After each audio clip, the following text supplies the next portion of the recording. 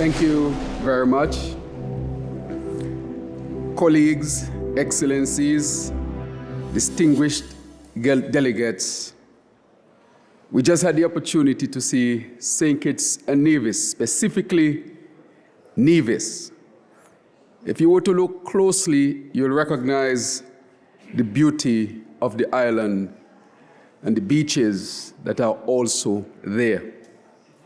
Part of the livelihood of the people in that area is to use the beaches for their own financial development, in the sense that it is a significant tourist attraction and a lot of other activities take place on the beaches. And so as I stand here today, from a small island in the Caribbean, we are really ocean states, because St. Kitts and Nevis has over 20,000 kilometers of ocean. And that is the same story for almost every country in the Caribbean, every country that is washed by the Caribbean Sea. And as I battle and we battle with the issue of climate change and what it means for communities, there is an underlying matter that must be addressed, and that is the matter of justice. I say that because when you see this fisherman who is here, and they have been fishing for hundreds of years, and now he has asked to change his whole approach to fishing, not because he has caused the problem, not because of anything that he has done, but really because he has become the victim of a global phenomenon which he did not contribute to, or would have contributed hardly anything. And that phenomenon, that man-made phenomenon, is the phenomenon of climate change.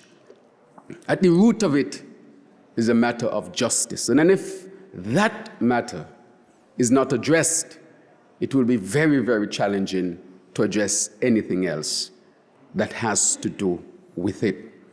I say that because with all of these measures that are being taken, if we don't find a way to cut emissions and to stop the increase in global temperatures, today this fisherman has to go out maybe an extra mile. Tomorrow he might have to go out an extra few miles, and he will possibly reach the point where the sea temperatures are so high that there would be no lobsters, and his livelihood would have been gone. And so in the Caribbean, we say, and I say as the chair of CARICOM as well, in my address to the Caribbean community, which makes up almost all of the countries of the Caribbean as chairman, there are a number of things that we have pronounced. One, we are not seeking charity. We are not seeking pity. We are seeking justice and partnership, which are fundamental to dealing with these issues. The other thing that we pronounced is that we don't expect anyone from anywhere to come to save us. We have determined that we must save ourselves. And that is why climate mobility, when you look at its principles, are really aligned with the principles of CARICOM and with my own country in dealing with this man-made phenomenon. Our countries are grappling with the vagaries of a crisis that we did not cause. Our coastlines are being reshaped, our economies challenged, and the choices available to our people are becoming less. Thus, we must reckon with the concept of adaptability and animate the idea of climate mobility, which we are all here today to address. We must view it not as a failure of resilience or the result of improper planning, but rather a preserver of dignity and opportunity and a strengthener of our community.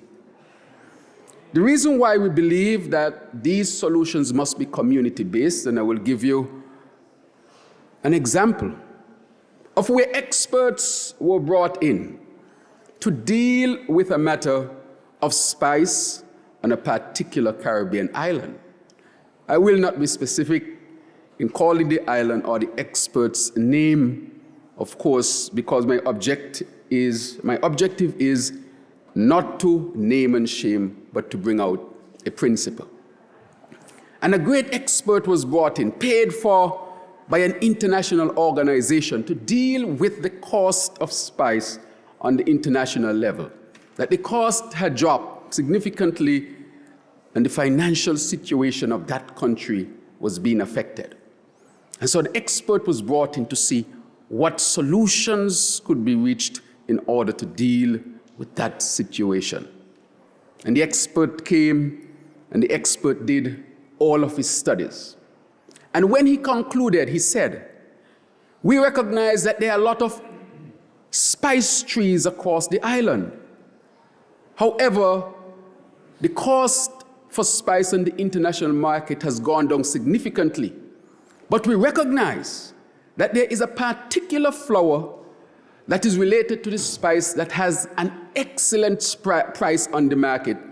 And if this flower is used instead of spice, the financial situation of the country can be saved.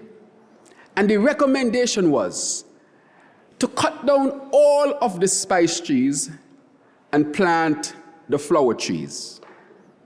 What he did not recognize is that the same tree that produces the spice is the same tree that produces the flower.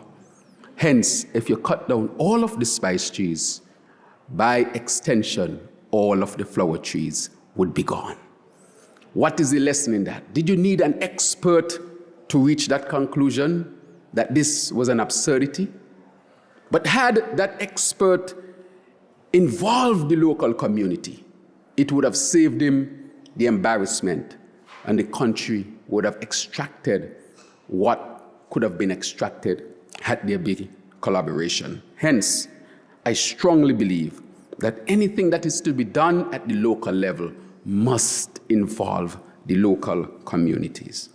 It will be considered arrogant to think that local people who had been living there for hundreds of years, who had developed solutions and who had adapted to that climate and who had local solutions to any issue, that it would be arrogant not to include them in the solution.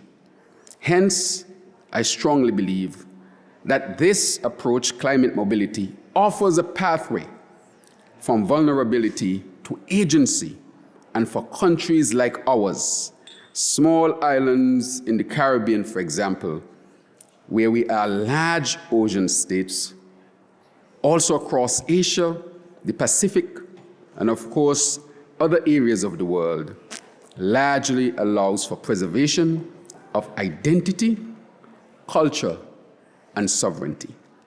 Thus, the work of Global Center of Climate Mobility to partner with our country, align climate financing with local needs, and cultivate policies, principles, and provisions that help to level an otherwise uneven playing field. This must be commended, supported, and amplified. As we look at the example of Nevis, those are local fishermen partnering with this Global Center for Climate Mobility to find local solutions, which of course are the best solutions almost always. Therefore, it is an honor to endorse the global principles for climate mobility as viable measures for national security, citizen safety, human rights protection, and long-term development planning. For our Federation of St. Kitts and Nevis, GCCM has been an ally, a friend and a partner in a geopolitical climate that is becoming increasingly and troublingly uncertain. Your unwavering commitment, especially through your community's climate adaptation facility, is helping us to defend the rights of our people, particularly our coastal communities, protect our heritage and culture, and empower lives and livelihoods through financing that is direct and aligned with community adaptation needs. And therefore, I take the opportunity to reaffirm St. Kitts and Nevis's commitment to this partnership, to continuing the work together so that we can ensure that climate mobility is managed not only as a crisis, but as a shared opportunity that helps uphold dignity, rights, and builds resilience across nations. It is partnerships like these that keep me optimistic, that keep me hopeful. Partnerships like these tell us that what we seek to do is possible. We just have to work together. Thank you very much.